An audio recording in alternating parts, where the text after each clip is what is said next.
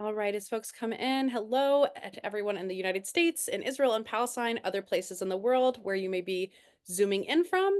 Welcome to the latest in Partners for Progressive Israel's webinar series, Conversations with Israel and Palestine. My name is Rabbi Margot Hughes Robinson, and I'm the Executive Director of PPI. So before we move into our conversation formally today, I'll share a few words about Partners. PPI is an American not-for-profit dedicated to the achievement of a durable and just peace between Israel and its neighbors, which includes an end to Israel's occupation based on a two-state solution. Partner supports Israelis working to ensure social justice, civil rights, Jewish, Arab, and Jewish Palestinian partnership, and equality for all of Israel's inhabitants. The organization wishes to deepen Americans' understandings of Israel and Palestine's complexities so that we can all better advocate for a progressive future for all inhabitants of the region. Partners is very glad to be bringing this webinar to all of you for free this morning or this afternoon, depending on where you're based. And if you enjoy it and you want more programming like this, please visit progressiveisrael.org, that's .org, and make a contribution. A quick note about our upcoming programming. Partners is very proud to be co-running the Hatikva slate, the only explicitly anti-occupation slate of delegates for the World Zionist Congress. We are 6 days away from voting opening on March 10th, and we have 2 webinars with our organizational partners if you'd like to learn more. For New Yorkers, NYJA, New York Jewish Agenda, is hosting a webinar tomorrow, Wednesday the 5th, about the slate and how to get involved. And next week, PPI and Hashomer Hatzair are co-hosting a webinar on March 12th. Information will be coming out about that soon with Israeli leaders from Tzedek centers and a number of programs through Tzedek centers, including Local Voice, about their work creating political alternatives on the ground and at the municipal level within Israel, and how funding from the World Zionist Congress and organization impacts their work. I also want to shout out and thank my colleague Ron Skolnick, who coordinates these webinars on behalf of PPI. So a quick note about the chat versus the Q&A. You'll see that both are open. Questions should be in the Q&A box at the bottom of your screen. The chat is open for people to discuss with one another, but our moderator will not be looking at the chat box. Now, please let me introduce our panel and brief. Omar Dajani is the Carol Olson Professor of International Law at the McGeorge School of Law, University of the Pacific, the son of a Palestinian refugee from Jaffa. Omar served as a legal advisor to the Palestinian negotiating team in peace talks with Israel from 1999 to 2001. Subsequently, he has held roles in the Office of the UN Special Coordinator for Middle East Peace Process and consulted on a variety of conflict resolution processes in the Middle East and elsewhere for institutions including the US State Department, the Norwegian Peacebuilding Resource Center, and the European Council on Foreign Relations. Currently, he's the co-chair of A Land for All, a movement advocating a confederal two-state solution for Israel-Palestine. He's published widely regarding law, conflict, and peace building in the Middle East in academic journals and media outlets. His recent book, Federalism and Decentralization in the Contemporary Middle East and North Africa, explores institutional design solutions for addressing identity conflict and governance challenges in the Middle East and North Africa region. He received his BA from Northwestern University and his JD from Yale Law School. Mira Sucharov is professor of political science at Carleton University in Ottawa, Canada. She's the author of 5 books, including Borders and Belongings, a memoir, and Social Justice in Israel-Palestine, Foundational and Contemporary Debates. Very topical, and she's published over 35 scholarly articles and book chapters. Her latest journal article is Dear Omar, Dear Mira, exploring Zionism across the ethnic divide, in Shofar, an interdisciplinary journal of Jewish studies with our panelist, Omar Dajani. Her many op-eds and articles have appeared in The Globe, The Mail, Haaretz, The Forward, The Daily Beast, Toronto Star, and a number of other publications. She's currently working with Dr. Dajani on a podcast about Palestinian and Jewish life in Jaffa called The Vacant Lot, and they are also working together on a book about equality and attachment in Israel-Palestine. She serves on the advisory council of the New Israel Fund Canada, on the North American Steering Committee of A Land for All, and is a co-founder of Drachim, a new path forward for Israel-Palestine, with our moderator, Josh Shanes. Professor Josh Shanes, our moderator and PPI board member, is professor of Jewish Studies and director of the Arnold Center for Israel Studies at the College of Charleston.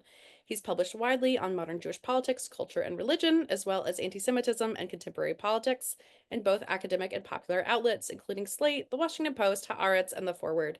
And he is currently completing a book on Jewish Orthodoxy from its German origins through the 21st century. And without further ado, I will pass it off to our panelists. Thank you so much, Margot, and thank you, Mira and Omar, for being here. And thank you to all of our participants whose faces I cannot see in this model, but I know you're out there somewhere in the world. and welcome everybody. So I plan on just sort of propping up the ball. I know people didn't come to hear me, but rather to hear Mira and Omar. So let me just get started by giving you both a chance to explain the model of a land for all for those who aren't especially familiar with it, how you envision what the vision of this model is, how it contrasts with other models of a future, whether models of equality or not. Omar, do you want to go first, please? Yeah, actually, Mira, would you prefer to Or go first, Mira can or go or first. shall I Sorry, jump off? you were on the Okay. top of my screen, so it was quite random based on how Zoom did it. But Mira, if you'd like to go first, that'd be great too. Sure, I'll give a big picture, and Omar's gonna flesh out some of the details. Sounds great. I'm really attracted to this model because it succeeds in overcoming the two major challenges that the conventional two-state solution has always faced. One is the most obvious one, and that's what's often called facts on the ground, and that's the intensity and continuous expansion of Israeli settlements in the West Bank. And the existence of those settlements has made the idea, the prospect of a contiguous Palestinian state harder and harder to contemplate. And even when we used to think about annexing settlement blocks and having just 70,000, when I was first writing about this back in 2011, first writing about the idea of what it would take to move settlers, and you could offer all sorts of identity and material related enticements. The number then was only 70,000. Now it's gone way up. So the big stumbling block being settlements, the other stumbling block being refugee return. And many Zionists have been very frustrated at the idea that Palestinians will never give up their right of return. And I think nor should they. But that was always seeming to be a stumbling block. So the confederal model overcomes these two major hurdles. And this is what it would look like very briefly. There would be a Palestinian state in the West Bank and Gaza. There would be an Israeli state, as there currently is, within the Green Line. And very importantly, citizenship and residency would be decoupled. So settlers could stay. Now, settlements wouldn't stay, meaning you wouldn't have you couldn't have enclaves of ethnic superiority. But settlers, if they feel so connected to the land, as many of them do, could stay and live as residents of the state of Palestine and still vote federally back over the Green Line in the Knesset, in the Israeli parliament.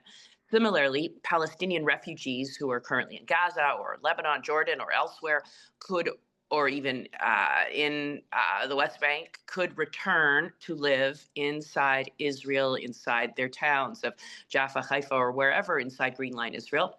They would live as residents of the state of Israel. They could participate in local elections, as could the state of Palestine. And they would vote federally, just like settlers would, across the Green Line, wherever the Palestinian parliament is, in East Jerusalem, Ramallah, whatever that ends up being.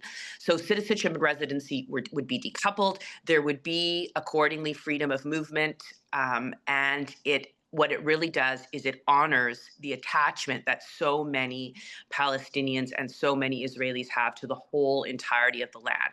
Now, one last point, many progressive Zionists, like the way I grew up, often said, oh, I feel no attachment to the West Bank. I'll give that up in a second. But what this does is it expands our vision of who is so-called good Zionist and enables people who do feel that spiritual attachment and who do feel that they want to be in Hebron. It honors those attachments while taking away the idea of ethnic supremacy, the practice of that, which has been so vile.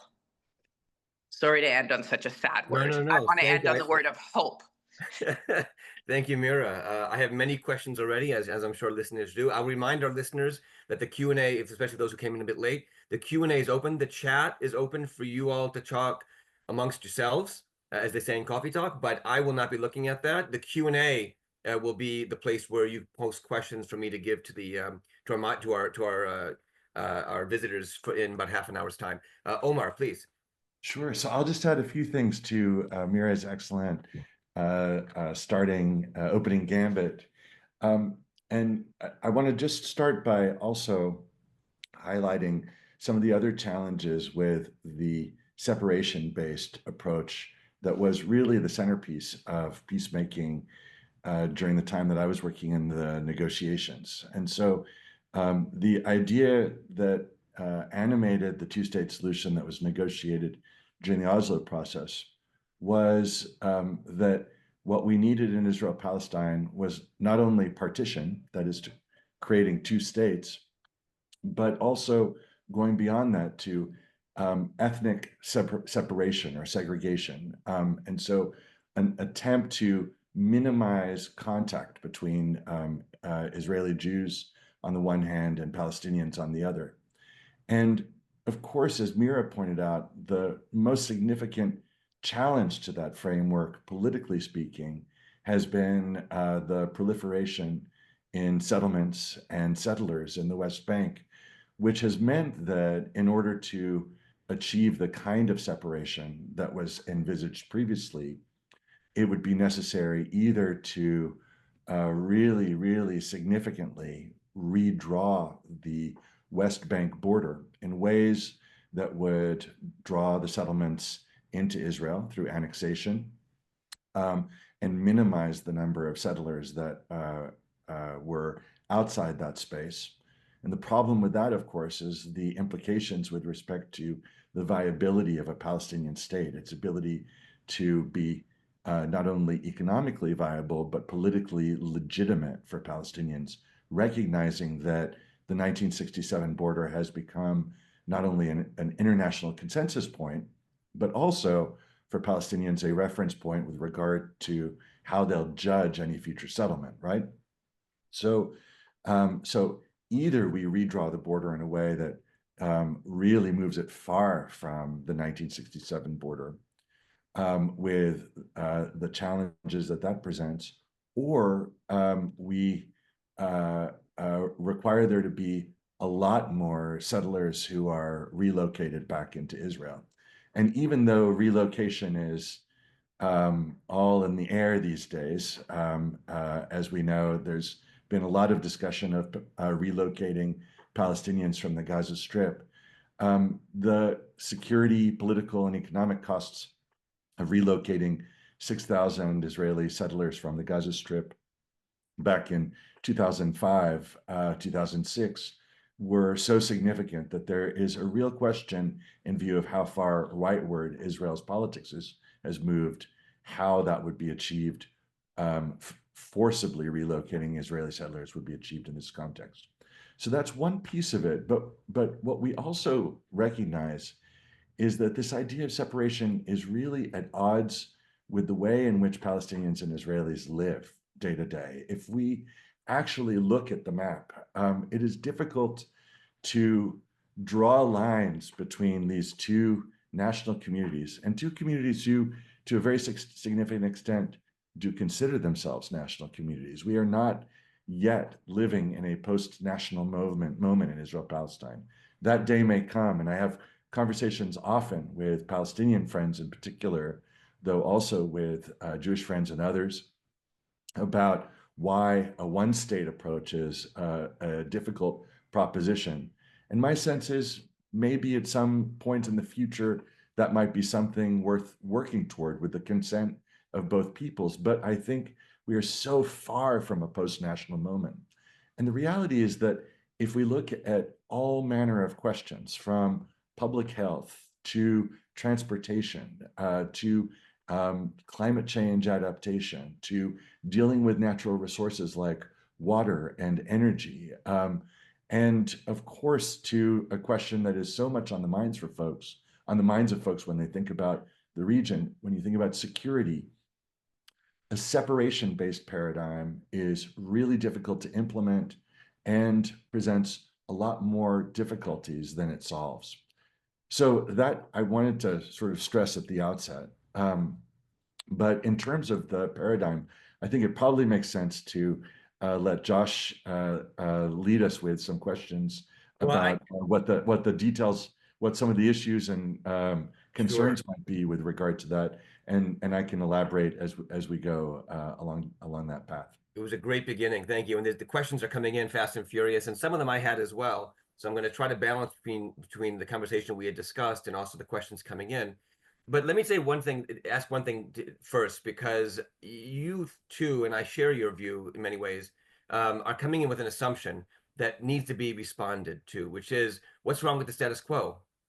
Why is the status quo, oh, I wish one day but it's not possible. So unfortunately, I'm not even talking about the kind of Kahanist or neo-Kahanist, which is now a centrist view, which is I don't care about Palestinians. But let's take the so-called liberal Zionist view that it's unfortunate, someday maybe, but now we're stuck with the status quo. What is y'all's view? I'm sorry, I've been in South Carolina for 19 years, so the y'all's come out. What is That's all y'all's right. view I'm a about, Texan, so yeah, feel right about at home. why can't we just keep the status quo as the least possible, you know, the least of all evils? How would you respond to those people, which there are many of them out there, I'm sure. I mean, I Either think of you, maybe please. just Yeah. a starting thing to say is that right now we've got 7 million Palestinians and 7 million Jews living in this space. Of the 7 million Palestinians, 5 million of them lack the opportunity to vote for the government that makes all of the crucial decisions about their lives. And that has been the case for the last half century. And so there is a fundamental human rights question to be addressed, question about democracy. But that question about democracy also points to a question about security, right? The idea that you can disenfranchise what is the majority of half the population of the country, and that you can marginalize their concerns indefinitely without really significant security risks. I think that notion was upended on October 7th. And while that's not a way of defending the actions that Hamas took on October 7th, I think that we can't escape the fact that the most securitized border inside Israel-Palestine, the one with the wall complex that was built that cost billions to erect, the one with tons of surveillance systems in place, that was the one that was breached, and that was the site of the worst attack on Israelis in the country's history. And I'd add just one last thing, which is that already when we look at the situation in the West Bank, the fact that some 40,000 Palestinians have been displaced from their homes just since the start of 2025, what we're seeing is that this attempt to impose on Palestinians quiescence, acquiescence in a situation where folks are without rights is requiring more and more brutal methods, and those methods will elicit a response. Thank you. Mira? That's exactly what I was going to say. Oh, Yeah. yeah. And obviously, it's not part of the issue. So it's both moral and security issues, and of course, the security of the Palestinians. It's not just about the security of the Jews. Obviously, the Palestinians are lacking security now as well. I'm sure goes without saying. So let's talk about something. There's a lot of questions about the nitty gritty. First of all, one person asked, "Do you have a website that really gets into the weeds of how this plan will work out?" I trust that you do, and maybe you want to put it into the chat box now where they can go because people want to know. Well, we have an hour, but I'm sure you've worked out far more than we'll discuss in the hour. So if you can give them that link, that would be great. But for the hour we have now, so a couple of questions have already come up.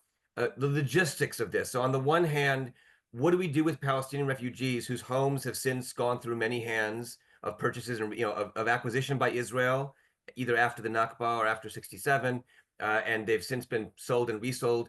What do we do with those Palestinians? Where do they actually go? And on the flip side, in the West Bank, those settlements were built, according to most international legal experts, illegally. Some of them were built on public land that was developed exclusively for Jews. Some of it was built on private Palestinian land. So we say theoretically Palestinians can return to pre-67 Israel. Theoretically, Jews can stay in the West Bank. But what's the logistics of those actual homes in terms of ownership and the legality and the space and the land? I'm sure you have gotten this question before. Absolutely. Mira, should I take it, or would you like I'll to? just say two broad things, and then I'll pass it to you. One is that this plan, a Land for All's plan, is predicated on having no further injustice piled on to the past injustice. So the remedy not entail expelling anybody from their homes, even if they're living in a so-called Arab house. And we all know that those are the houses with the most cachet, let's say, in certain parts of the country, especially West Jerusalem. I will say that there are other groups. A Land for All is not the only group that has researched paths to return. It's and a group like Zochrot, Zochrot is an NGO that Omar and I are working with on another project, and they have detailed plans about what return could look like that wouldn't entail further injustice.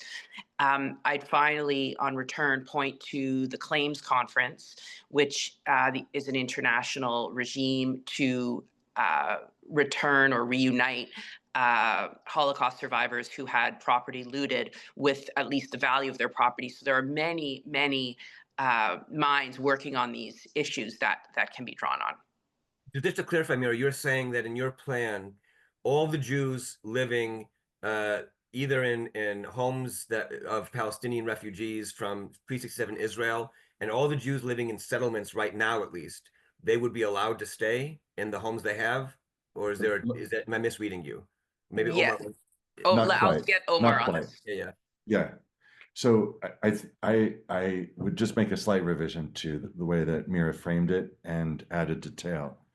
So I think the mantra with regard to transitional justice issues and restorative justice issues is past injustice will be remedied without creating new injustice. And that first part, past injustice will be remedied, is really important, so that what needs to be done with regard to land claims and more broadly with regard to injustices arising from occupation and with dealing with the consequences of decades of inequality, not just in the occupied territory, but also inside Israel, is looking carefully and specifically at the full array of sources of injustice and identifying an array of ways of responding to those. And I want to stress the point array because our sense is that in a situation like ours, it's difficult to have just one approach to dealing with every single issue that is on the table. Take the issue of land claims. As Mira said, I think there is an assumption that inside Israel, where you have circumstances, and this isn't universally the case, but it is often the case, where you have Israeli Jews who have been bona fide purchasers or renters of properties that were previously Palestinians, that those people would not be ousted as a way to provide for restitution for Palestinians. To some extent, that would also be true within the settlements, but we also recognize that not all of the settlements were constructed under the same circumstances. And in some of the settlements, we have circumstances where there was knowledge on the part of the people who have moved into their homes that the homes were built on illegally confiscated Palestinian private land. And in some cases where there was a literal forcible dispossession of Palestinians from their land. And so I think there is a recognition of the need to address these different kinds of circumstances differently, keeping in mind that sort of core idea, difficult as it will be to implement in all circumstances, addressing past injustice without creating new injustice. The only other thing I wanted to add is that what we recognize is that something like Palestinian refugee return is not something that can just be done willy-nilly, that would be left to, as one person asked me at a recent talk in Berlin, what are we going to just let Palestinians go and find Airbnbs in Haifa? And I think what has been learned from refugee repatriation efforts in other contexts is that it needs to be planned. It needs to be as gradual as possible. There needs to be a very deliberate effort to ensure that refugees land in communities that can accommodate them and that can help them acclimate. And that means really building the links between existing communities of Palestinians inside Israel with refugees who might come. And also, the whole process has to be done with due attention to the economic and security situation in Israel, and also the economic and security situation inside Palestine, and ensuring that refugees, while waiting for gradual arrangements to take place, are not left out in the cold economically. All of this requires a lot of nuance and a lot of external support. And those things I mean, we're not in a moment when either of those things is in great supply, but the idea is not just throw people to their own fates. I want to get to the culture and politics in a couple minutes, but before I do, there's a couple more areas of the nitty gritty I want to ask about. You just mentioned, well, you mentioned two areas I think need to be discussed. One is cost, and obviously, to a certain extent, peace is much cheaper than war. I mean, God, how much has been spent on the destruction of Gaza in the last 18 months? But how much do you envision? It may be a bargain, it may be the morally right thing, but just do you have a sense of how much money the Israel-Palestine would need the international community to kick in to facilitate this? Is my first question. Any sense of the scale?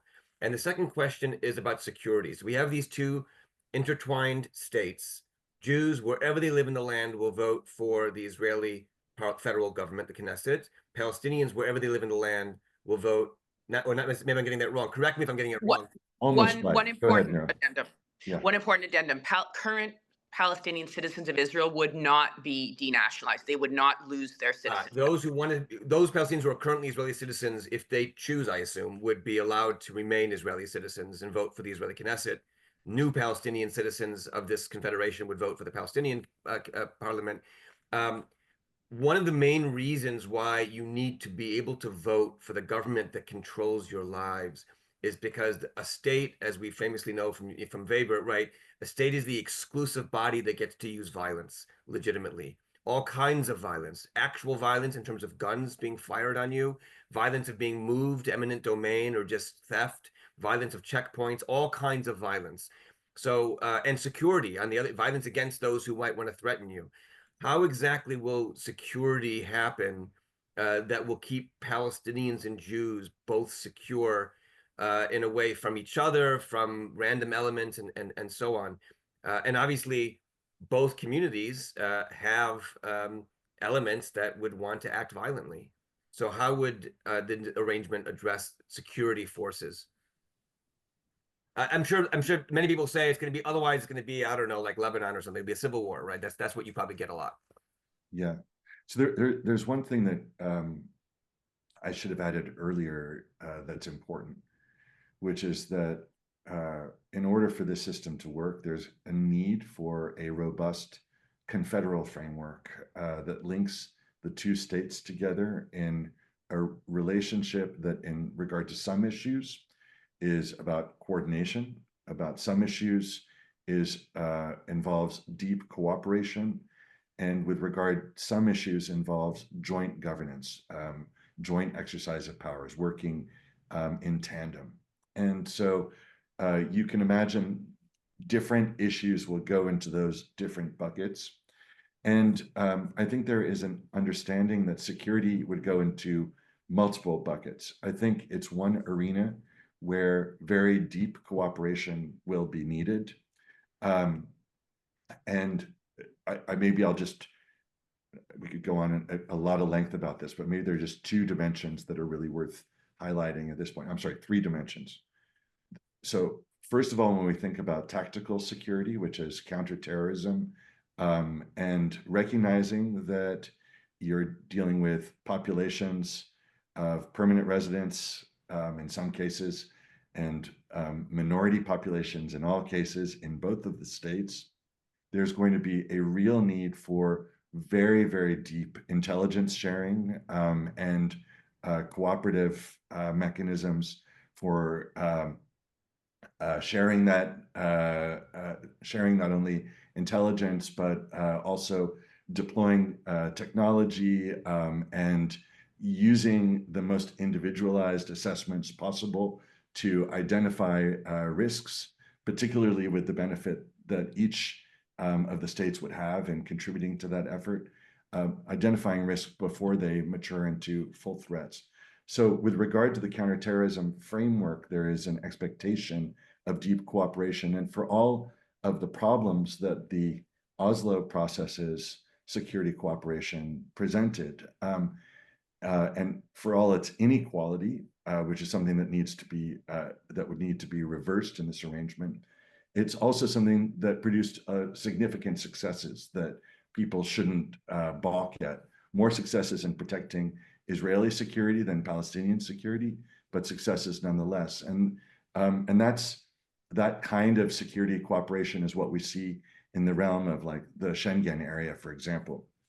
But the two other things to bear in mind are, secondly, that what we also envisage is joint human rights institutions, particularly a human rights court. And one of the models for this is the European Court of Human Rights, but it's not the only model. And what we recognize is that the normative commitments that are in the treaties establishing this framework and the constitutional commitments by each state to the security of of everyone residing in their territory will be strengthened, will be more credible if you've got an institutional framework in the form of courts and other actors like executive agencies that are dedicated to ensure that people's rights are protected.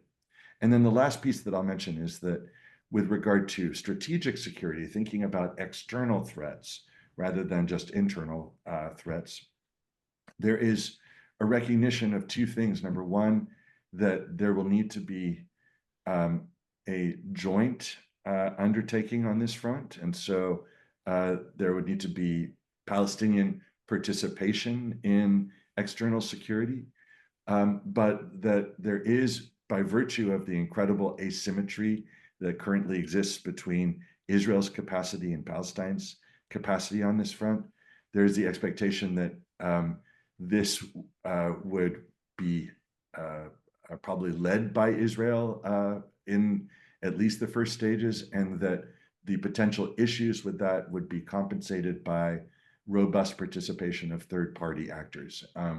And Israel already, in the past, people have talked about Western governments on that front.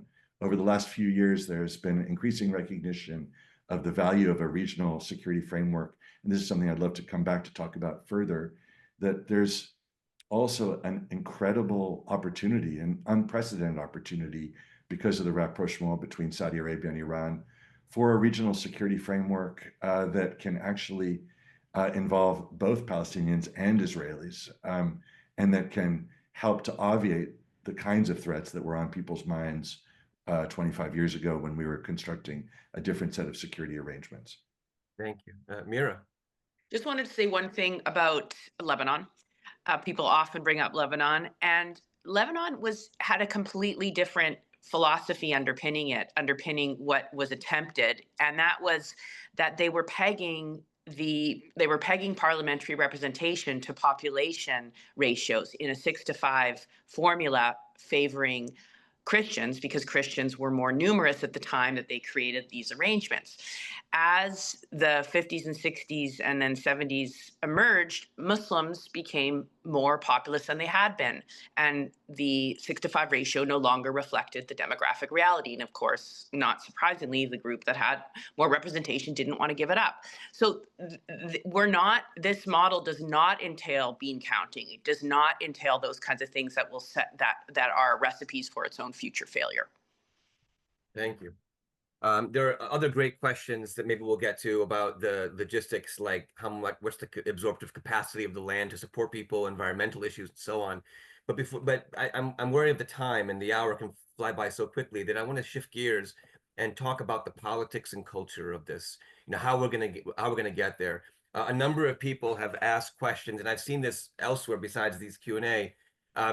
hear somebody ask, do Israelis need to be de-radicalized to make this happen, considering the current political climate in Israel? I've had other people say maybe Palestinians need to be de-radicalized, especially in Gaza. It's always the other one that needs to be de-radicalized. It's rarely people looking at themselves.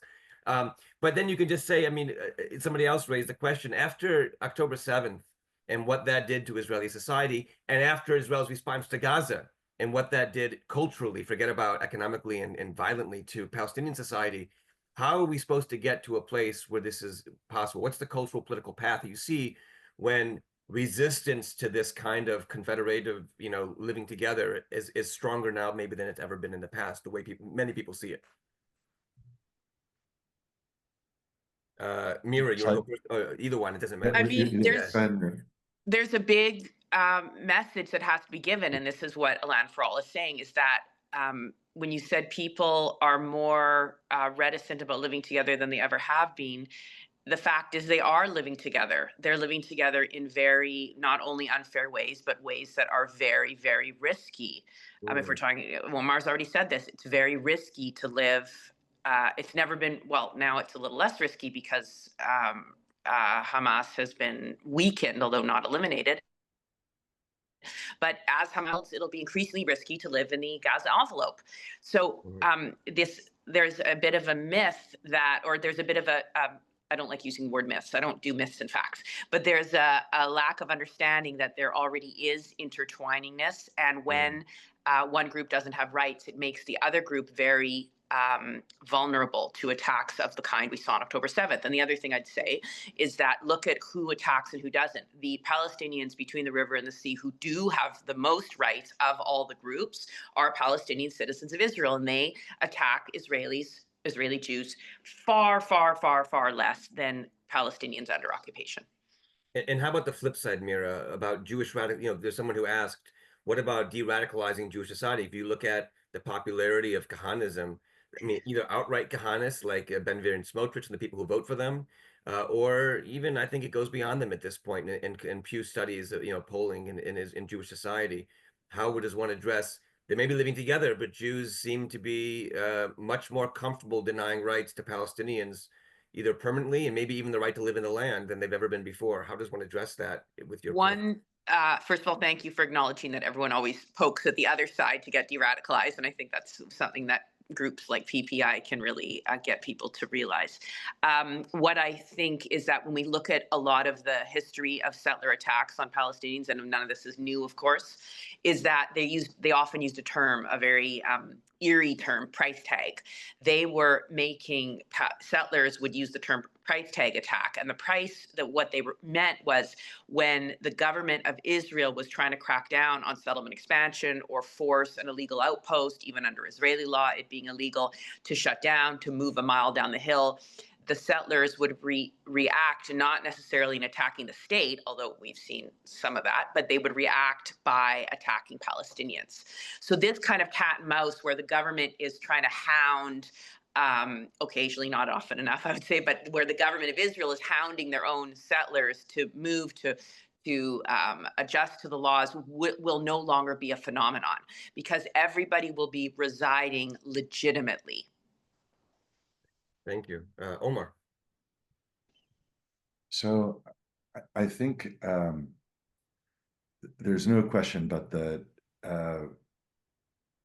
the political climate among Israelis and Palestinians makes a shift to the kind of framework that we're talking about difficult to implement, and difficult to implement quickly. And that's why I think what we've got to give some attention to is how you build a bridge. And I think the starting point for me is, however difficult it is to get there, what we need to do is start off by agreeing on the ultimate destination. In light of the fact that we have these two populations sharing the land, in light of the fact that there is the kind of asymmetry in rights that I pointed to earlier, I think that the external world, including, I think, the organized Jewish community, maybe particularly the organized Jewish community abroad, has a responsibility to say, listen, as hard as it is to get there, and let's talk about how to get there, we don't accept a scenario in which half the population is granted a fraction of the rights of the other half. We don't think that that's either fair, or do we think that it's good for the security of Israeli Jews, right? So I think we've got to start from the end and say, let's talk about what's wrong with this arrangement. Let's engage that, but let's not use the difficulty of getting there as a reason not to try. So I think that's a first starting point. I think a second thing is that, yeah, I do think vis-a-vis both populations, there is going to need to be an effort at de-radicalizing. And the question is how you go about doing that. I mean, to my mind, there will be a need for a transitional process. And we see in most other conflict areas, transitional administrations being established with international third parties playing significant roles. Israel has balked at this again and again, particularly in relation to the West Bank. And my sense is that it's very difficult for us to move forward unless we arrive at a place where Palestinians don't feel as vulnerable as they do right now to constant Israeli attack, and where Israeli Jews also have the knowledge that Palestinian political and security institutions are being built with the assistance of international third parties. So I think that that is another piece of the puzzle, transitional administration. And then I think the last piece is that we've got to recognize that even though we are in a situation of incredible trauma on both sides, there also are expressions of hope and of willingness to make compromises at this moment. If you look at the polling that's been done, among others, by Dalia Shendlin and Hillel Shikaki, and by the INSS just in the last 6 months, what you see is that even though support for a two-state solution has dipped significantly among Israeli Jews since October 7th, that when a two-state solution is paired with a regional security framework, that support rises, it doubles, it goes all the way to more than 60%.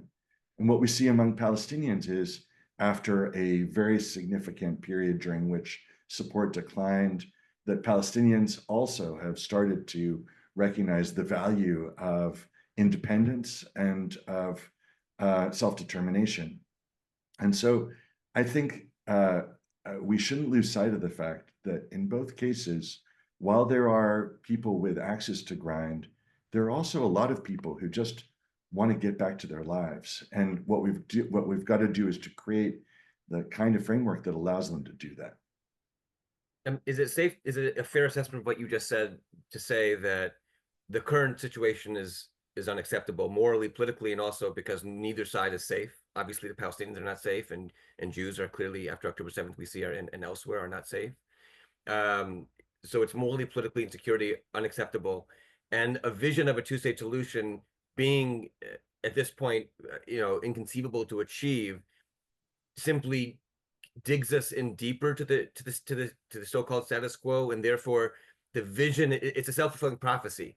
Is that a fair assessment? In other words, the vision of that you're proposing, even if the details need to be continuously worked out and with a lot of investment, regional and international investment, money and political, that the vision itself can be a self-fulfilling prophecy. Is that and that the vision of a two-state solution, as hopeful as it once was, actually has the opposite effect? Is that a fair assessment to what you both have just said?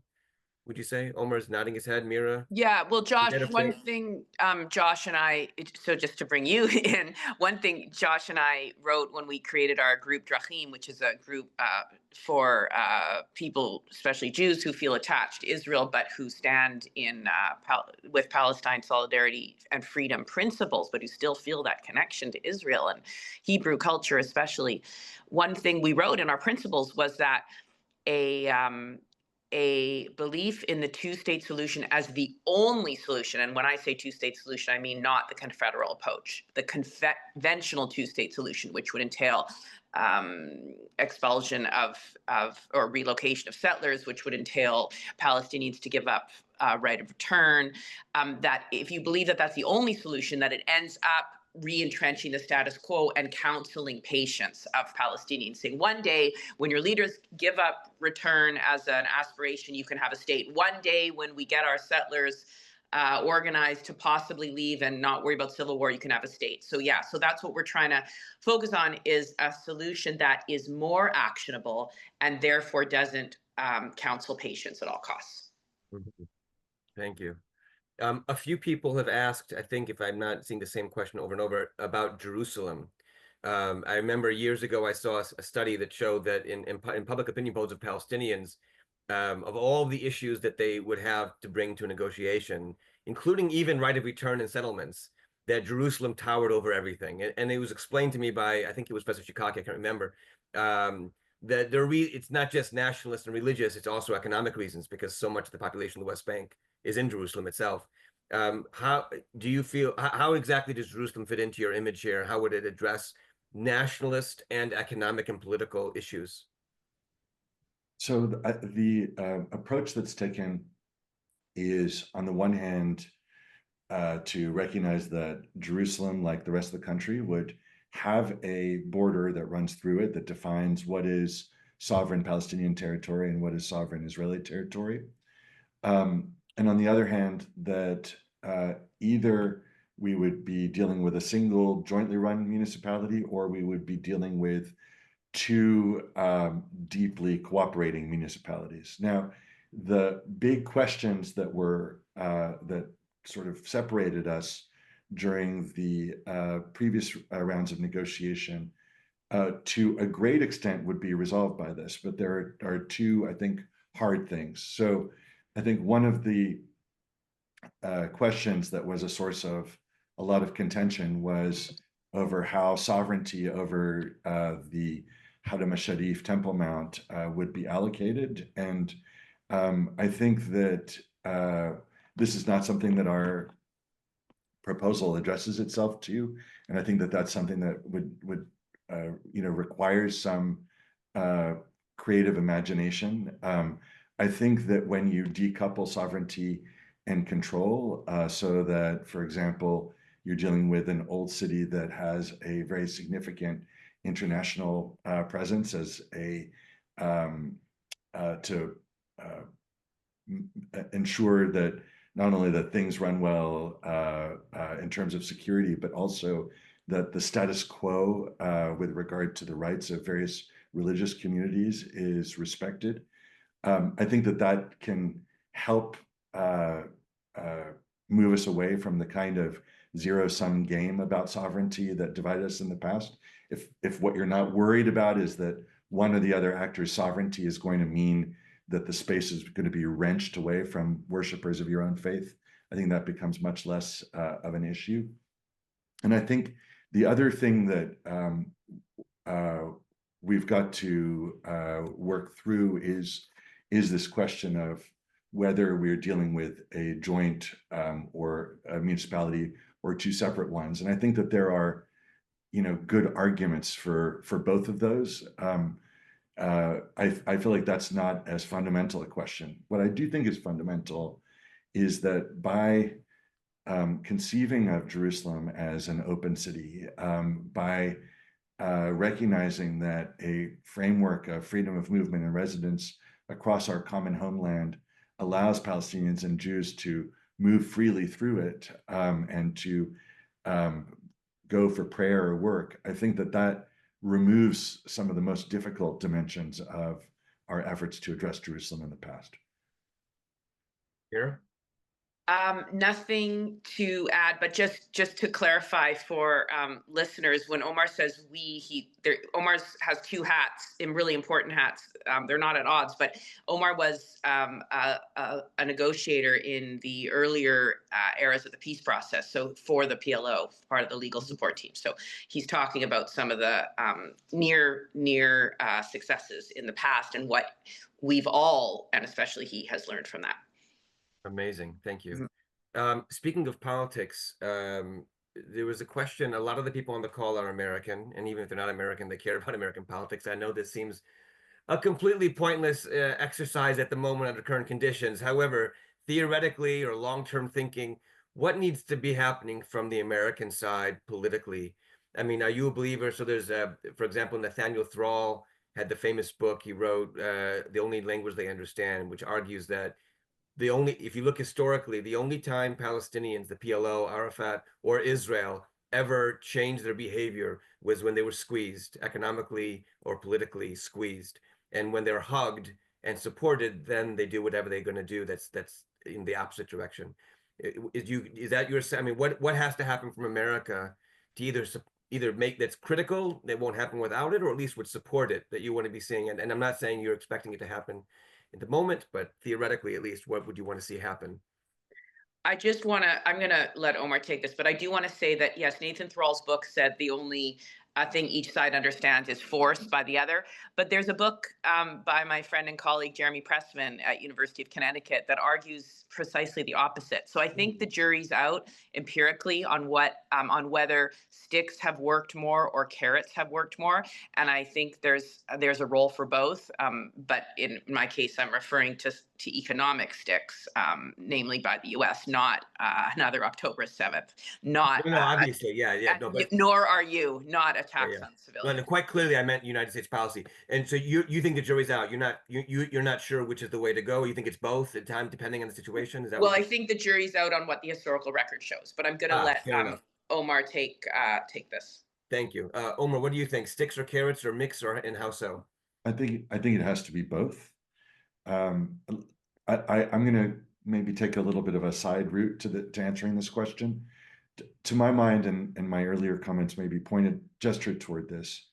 The avenue that seems most promising for moving toward a transformation in Israel-Palestine, with something like a Land for All's vision maybe being a little further down the line from that. But I think that what seems most plausible as has the greatest potential to produce transformation is the regional picture. And I don't think that we can underestimate how significant what's happened in the last year has been. So I earlier mentioned the Saudi and Iranian rapprochement, which means that there's going to be a further diminution in the kinds of proxy wars that have been really destructive across the region, but have also created a lot of security unpredictability in the sub-region, the Levant and in the Gulf. The weakening of Hezbollah also contributes to that. The transformation that we've already seen happen inside Syria creates an opening for thinking about a security architecture that includes multiple states. And indeed, the rapprochement between Turkey and at least some Kurdish leaders like Abdullah Öcalan presents, without getting too sort of wide-eyed about it, really an unprecedented set of possibilities. And I think that if you take seriously the poll data that I pointed to earlier, if you take seriously the Saudis' real need for economic stability, for stability if their economic program is going to be advanced, which is central to their concept right now, absolutely crucial.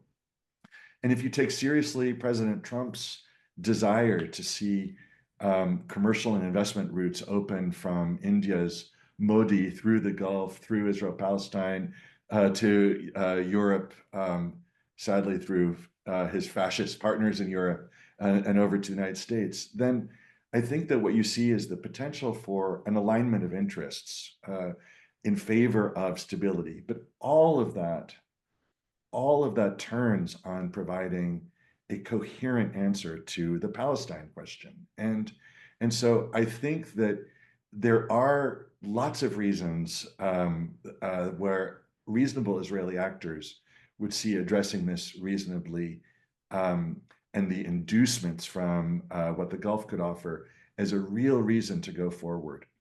But I don't see this current government moving in that direction without sticks. And I think that unless those sticks take the form of clear censure on the part of communities around the world that they care about, communities of states, but also otherwise.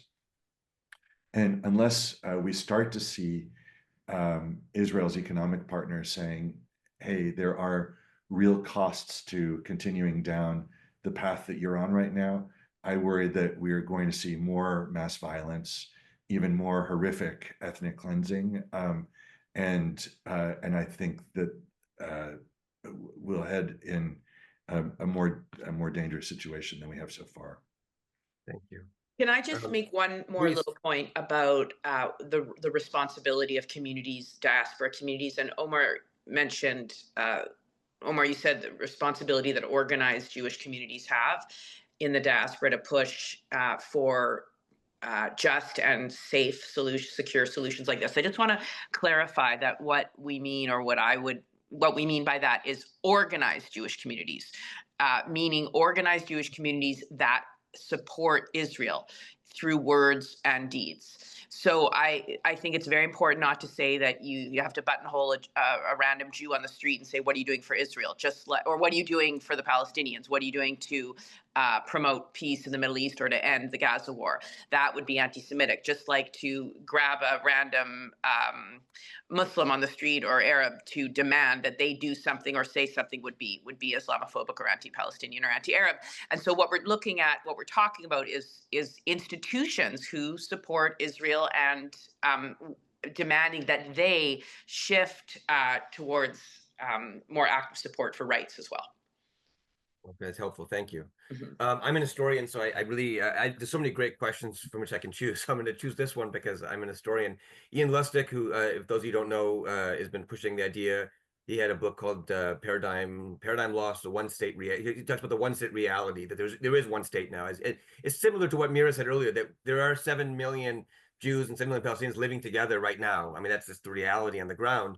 And he asks, and I know you, Mira, earlier said that Lebanon is not a good example for the current situation for the reasons you laid out. He writes, historically and comparatively, can you point to a process and outcome that encourages you to believe in the plausibility of a negotiated route to this type of confederation? In other words, are there other historical models you point to that can, no comparison is always the same. That's the point of comparison. There's always differences. But are other models that you look to and say that's something which we can learn from, is quite actually that speaks to the situation? Or are we in a sui generis, completely, unparalleled world here? Well, definitely Europe and the EU after World War II, in terms of horrific violence between European peoples, between European countries, and the kind of freedom of movement and residency that we see now. And Omar's done more research into the details of these kinds of zones. Okay, Omar?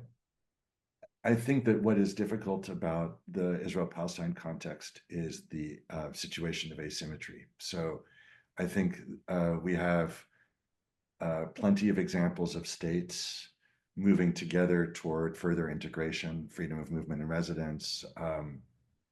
I mentioned some of them earlier in the Mercosur states and West African states and UK, Ireland, and of course the European Union. I think that what makes it hard is asymmetry and conflict. So here we're dealing with a state, and the Palestinian territory is obviously the current Palestinian government refers to itself as a state, but it doesn't yet have the most crucial power, which is independent control over the territory at issue. And I think that the continuation of conflict between these actors makes it very, very difficult. And so that asymmetry, to me, presents a real conundrum, which is what is Israel's incentive for going forward? And I think going forward into a negotiation and then sustaining a negotiation and implementation process over time. And so I think that while there are things that are similar to other contexts, that's what makes this sui generis. And that's why it's so crucial that if the international community in its various forms is serious about helping, it's got to really ask the question, how do we create incentives for Israel to take steps that we believe are in Israel's interest, in the interest of the region, and the interest of the international community more broadly. And that means, to my mind, pushing Israel in ways that it has not been pushed. And I realize how difficult it is politically for that sort of step to be taken, whether it's at the Security Council or in national capitals. But I think that if people were serious about transformation, they'd recognize that, you know, friends don't let friends drive drunk, and you have to sometimes intervene forcefully in order to produce a good result. It sounds like you're arguing that the best way forward, and people have asked, what should they be arguing for? You know, it sounds like you're saying it should be argued that Israel needs to do this for its own interests rather than what it's doing. I mean, what you would probably argue that what Israel's doing to Palestinians now is immoral and wrong. But it sounds like you're arguing that that's not actually an effective political strategy. It's much more effective to say Israel needs to do this for its own sake, for its own citizens, rather than that it's wrong to oppress other people. Is that a fair assessment of what you just argued? I think that's right, and I mean, I gather it's also what King Abdullah said to President Trump about his scheme for Gaza, is that he said, let's just play it out. Let's imagine that 1 million or 2 Gazans arrive in Jordan. Let's talk about what the next 10 years look like. Let's talk about what happens to my government. Let's talk about what creating a security vacuum in Jordan means for Israel's security, in contrast to the last 75 years of either friendship or friendship behind the scenes. And I think he was persuaded by that. And I think that's the way that we increasingly need to be thinking and speaking. Okay. Mira, did you want to jump in on that too, or no? No, I think that was a great wrap up. Okay. We have 1 more minute left, and I see Rabbi Hughes Arvinson's coming on to tell us that, but I have to ask one last question, because No Other Land won the Oscar for Best Documentary, and I would be remiss, and a couple people asked about that, not to ask for your response to that award and what it might mean for your project.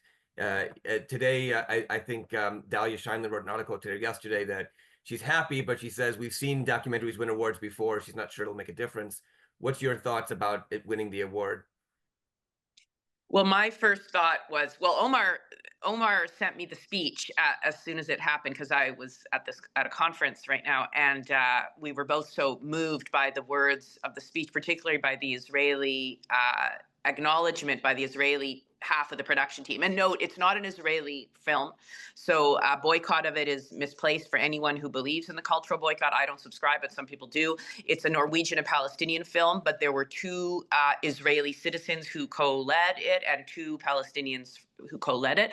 And the Israeli said, our fates are intertwined. We need another way. He spoke very much in the spirit of the Land for All vision that we're talking about. And I was just absolutely dismayed at the reactions. At first, the reactions I saw were Canadian Jews who were just having horribly racist and hateful reactions to the film winning. And then the next day, I saw a lot of Palestinians decrying the film, Palestinians, especially in the diaspora. So that gives a bit of despair, but I'm very excited about the win. Thank you. Omar, last word? I agree with everything that Mira said. Fair enough. Well, thank you. I'm about to hand the microphone back over to our rabbinical leadership and our secular leadership, who happens to be a rabbi. But thank you both so much for sharing your vision. And the website, I'm sure, has been put into the chat box. I am told that this recording will be made available online within a few days. So if any of you want to watch it again or share it with friends, it will be available to you. Rabbi, please, the floor is yours. Thank you so much. And thank you, Omar, Mira, and Josh. And thanks to everyone who joined us. We hope you've enjoyed this webinar. If you want to share this conversation, like Josh just mentioned, with your friends or wider community, a recording will be online on our YouTube channel in a few days. Please Please make sure you are signed up on our email list or subscribe to our YouTube page to be alerted as soon as it's available. And for those of us who missed the opening, I'll just say again, while today's program's been free, generous contributions are what enables this organization to deliver these events at no cost. Please visit progressiveisrael.org, check out our upcoming programming. Like we said, we have a webinar with New York Jewish Agenda tomorrow and one next week on the World Zionist Congress. And if you can, make a donation. Thank you again, everyone, to joining. We're so grateful to have spent this time learning together. Have a wonderful day. Thank you, Mira, and please give my thanks to Omar, who I think dropped out. Take care, all. Thank you. All the best, everyone. Bye-bye.